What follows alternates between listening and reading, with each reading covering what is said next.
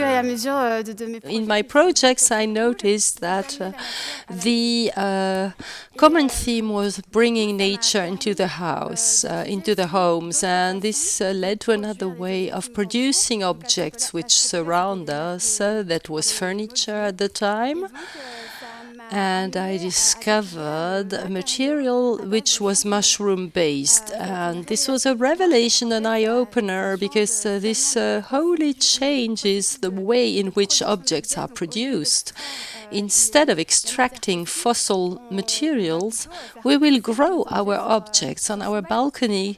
Can you explain to us what we are seeing? This is a picture of you with your objects. Yes, my first job was I worked for 3 years in Brussels in a mushroom farm, on a mushroom farm, and my former colleagues collected coffee grounds, riding a bike in the Belgian capital city, and we had 1 ton oyster mushrooms grown on 5 tons substrate, which was coffee grounds and straw. So they asked me to develop a material use with the mushrooms and to develop furniture and things like lampshades. We tried also packaging materials, soundproofing materials. And this is an incredible material because these mushrooms grow very fast, and after 10 days growth, you can have incubation, you can have a material which is inert like wood because it's dehydrated then, and we can reach technical properties which are next to expanded polystyrene or processed wood. And last year we were able to shoot a film which is The Rave of Change, this is the name, and it's how we repaired a surfboard with this material. And how did you switch from growing mushrooms to becoming an explorer? Well, I discovered the ship Nomade De Mer on a documentary on the French-German channel Arte, and this is where I discovered this ship with hydroponics on board. They had a cricket farm on board, and I thought this is something which is really in line with my projects, and I got in touch with them. My idea was to create a low-tech community or network in Brussels with some low-tech solutions players in the region. And the crew of Nomade De Mer asked me to help them study bio-based materials in San Francisco. And this was for the 2nd season of the Nomade De Mer series on Arte. And this is how I got into the project. I spent 5 weeks on the shoot with them, and then I stayed with them. As an introduction, I mentioned this concept of low-tech innovations or low-tech solutions. Can you explain to us what it is all about and how does Nomade De Mer work? It's the LowTech Lab. Low-tech, or what we call low-tech, is low-tech innovations or solutions which are useful, accessible, and sustainable. They are useful because they cater for basic needs like food, energy, provision, housing, materials, everything which is useful, in fact. Accessible is that it can be reproduced easily, yes, reproducible, easily repairable, and you can produce it everywhere, and sustainable or durable because it's ecological, it's eco-friendly, planet-friendly, friendly to living beings, and it also makes or we can have social interaction through that. And the LowTech Lab is the unit in which I work, and we've been exploring or documenting a lot of low-tech innovations the world over. We traveled, we sailed around the world, and there are There's an increasing numbers of low-tech communities, even in Luxembourg. Yes, and we are utterly convinced that this approach makes sense economically, socially, and environmentally speaking to tackle current challenges. And we are explorers of ways of life, and Nomade De Mer is a lab under sales. And from 2016 on, it's been roaming the seas. It is a catamaran, which is a very low-tech craft. Just to give you an idea, we crossed from Panama to Cuba, 13,000 kilometers, and we did this in 5.5 days, and we used only 25 liters of diesel oil. We had the Gulf Stream, we had good currents, and we ran 8 knots. That is a good, we sailed 8 knots, and it's a good runner's peak. And who was on board? Corentin de Châtel-Perron, who is the initiator of the LowTech Lab, and he's also the craft's captain. Our colleague Genede researches and coordinates the low-tech solutions projects in the different regions, and he creates the connections with the low-tech projects. And Sidonie comes and shoots interviews with players, and she also makes some footage on the ship, because we produce video tutorials, and I joined personally 2 years ago, and I'm in charge of building the low-tech solutions we discover, to integrate them into the ship's outfit, and I'm in charge of making them user-friendly for us to be able to use them on a daily basis. And the more we test those, the better we get to know them and the better we can document them. You mentioned videos. Are these videos accessible? Do you share the information? Clearly. We shoot interviews with different players, and we have a YouTube channel on which we post a lot of videos. We have a video with an interview, and then we have the corresponding step-by-step tutorial to demonstrate how to build or replicate the low-tech solution or innovation in question. We also have an open source wiki platform, which is a collaborative platform. We documented some 60 low-tech innovations or solutions, and it's a lowtechlab.org. Go and have a look. You have a directory and a map with all the low-tech innovations, and we also shoot movies or films and video documentaries with Arte. Which part do explorers like you play today in climate change mitigation? Well, our role is to have a look at what's happening at the neighbors. That is, to have a look at what already exists and is doable, and then we test it on us if it's convenient or not, and if we are convinced, we really feel the need to share. As a concrete example, we discovered a project which is called Glitter of Lights in the Philippines.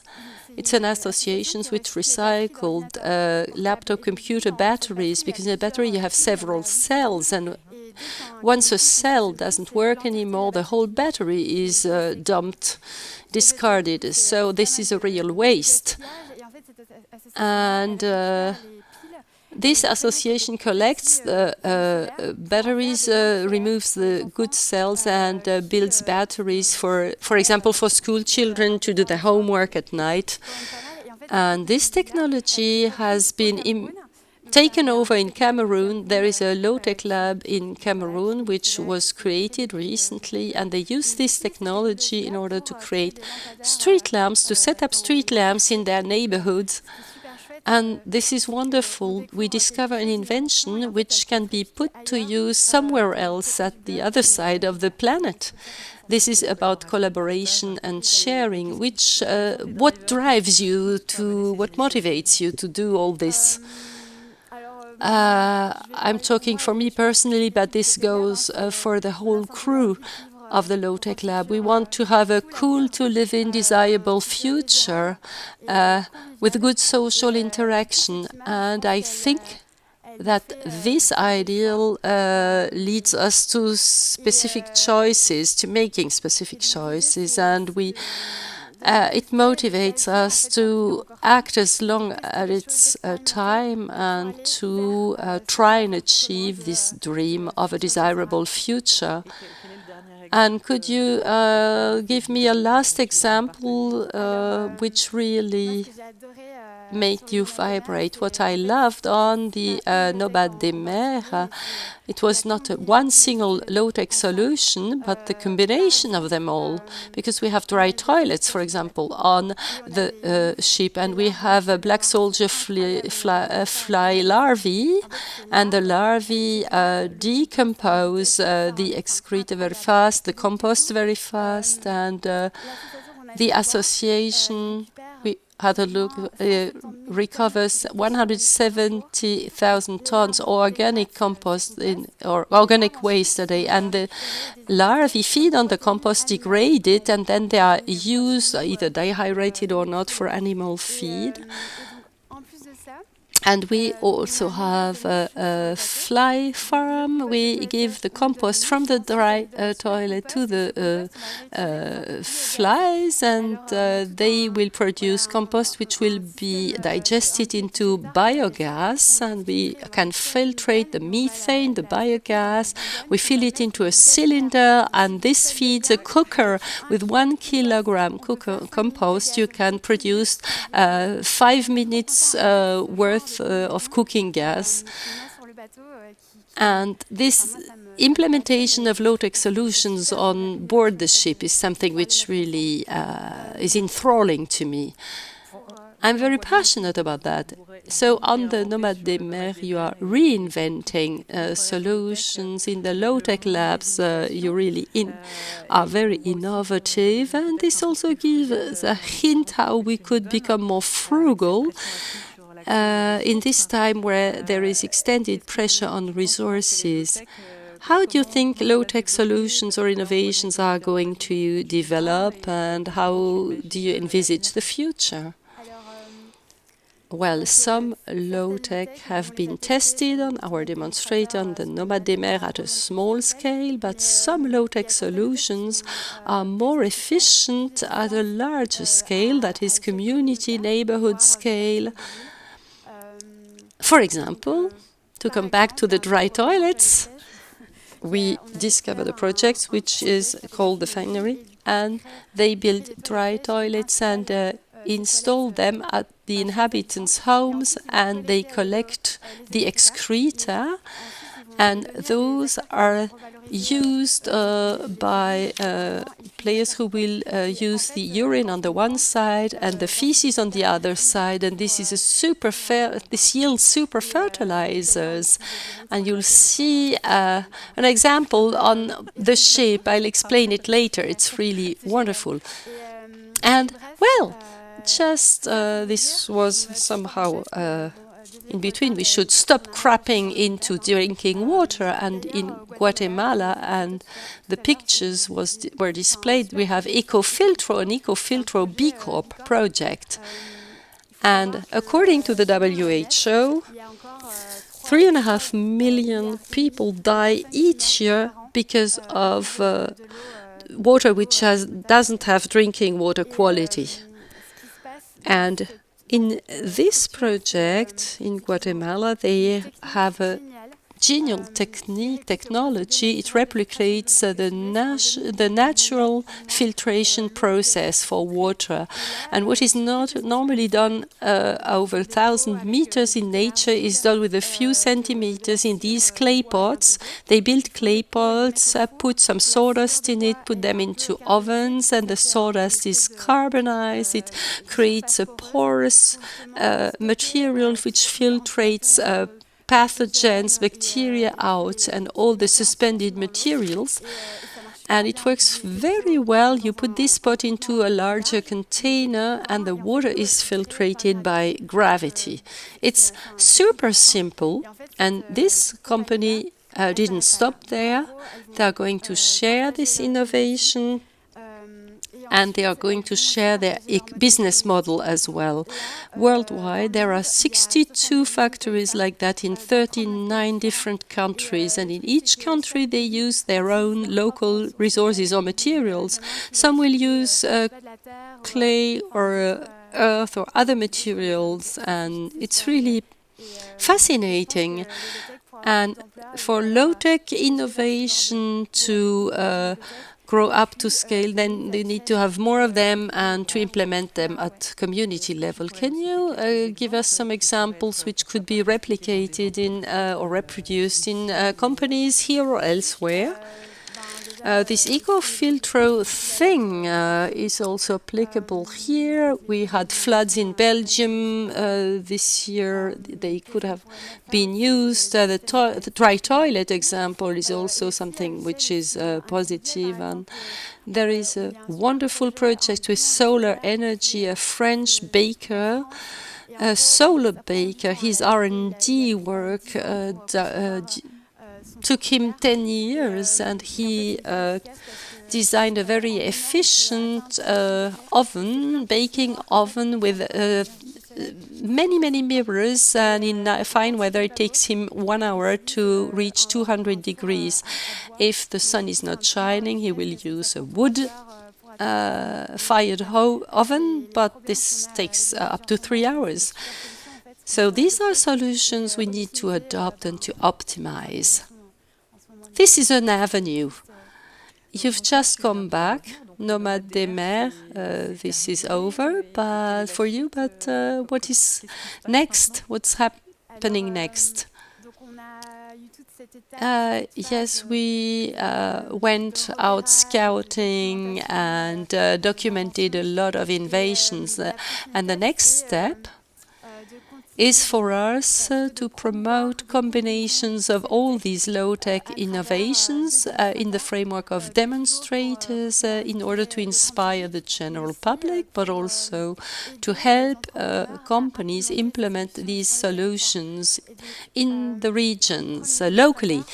And we are going to create a self-sufficient living unit, the so-called low-tech biosphere, where we combine some 30 low-tech solutions, the spirulina farm and the bacteria, the filters for urine to fertilize the plants, and we will have a cricket farm to get some proteins, and a solar system to generate energy. Just for us to be able to get an idea which surface area, 50 square meters. On 50 square meters, we want to generate enough protein, minerals, vitamins for 2 human beings. This is the first project. And the second demonstrator will take all this ecosystem and adapt it to the community level, that is neighborhood scale, in the city of Concarneau in French Brittany, and by onboarding the inhabitants. Yes, it is called Biosphere City, and we hope that it will very soon be started. If you want to have more information on the biosphere, Corentin de Châtel-Perron, who's the LowTech Lab's initiator, already made tests with this biosphere self-sustaining living unit on a bamboo raft in Thailand. During 4 months, he combined all the low-tech solutions, and he lived for 4 months alone, self-sufficiently. And his documentary will be broadcast on the 28th of October on Arte. Have a look at it. And he wrote a book which will be published by Artaud, a French publishing house. And are you going to be with them in Concarneau? Yes, I'm going to live for a few months with my colleagues in Concarneau. And we are going to get starting on prototyping and designing the self-sufficient life unit. And your message is something which can interest the younger generation who's very interested in climate change. Which message would you like to share with the younger generation? I think it's high time to combine business with pleasure, and if you need to travel, I think it would be rather interesting to do this wearing your low-tech solution glasses, because you're going to discover incredible projects at the back of beyond. You are going to meet fabulous people and have highly interesting conversations. In the end, my piece of advice would be go there, explore as long as it's time, and if you want to be part of the low-tech solutions adventure, we have this website, we have we have a LowTech Lab program, so people can see the projects and test this on themselves. Yes, this is all on the collaborative platform, and you can feed the platform as well. And for those who are not into travel, you can have local low-tech solutions tours in your regions to see what ancestral know-how is still there. And low-tech communities are emerging everywhere. One last question. There are some stereotypes or cliches. We have low-tech solutions. You mentioned urine, mushrooms. Some people could think this is getting back to the past, this is backwards. But how do you combine low-tech and high-tech solutions? Because it's a combination of today's way of living and more frugal solutions. Well, I'm so lucky to have spent 2 years on the ship, because for 2 years under constraint we had to adapt, and we really got a bond with our other fellow living beings. The fly larvae, I was disgusted first, but then we really got to grow to love them, and you really feel some affection for living beings you share your everyday life with. And we have an issue with the crickets. We don't eat them anymore because we love them too much, and we heard them singing all the time, and we thought we were in the on the Mediterranean. The important thing is to reconnect with nature and our surroundings, the world around us. Oh, I forgot about the question. The question was the combination between low-tech and high-tech solutions in today's world. I think we won't make it without high-tech. High-tech doesn't exclude low-tech and the other way around, but if we could just make use of all the know-how, the knowledge we have for the common good, and use them, harness them in the right way, for the good of all, then like the hydroponic system I mentioned before, it had been created for NASA, and why couldn't we capitalize on all these incredible inventions, but to live on the Earth, not in space? Do you think of such a collaboration with NASA or else? Not yet, but I wouldn't tell. I never asked. Would you like to share one last message about your adventure? Yes. My appeal is try and do something.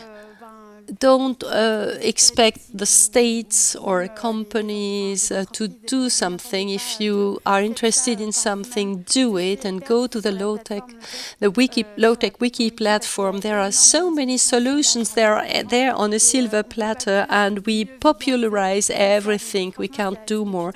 We have step-by-step tutorials. It's very straightforward. So please discover all these solutions which can do good to everybody. And can we share this with companies? Of course, with pleasure. Please do. And you mentioned video resources, video material you've shot. It is freely accessible. The Rave of Change is on YouTube.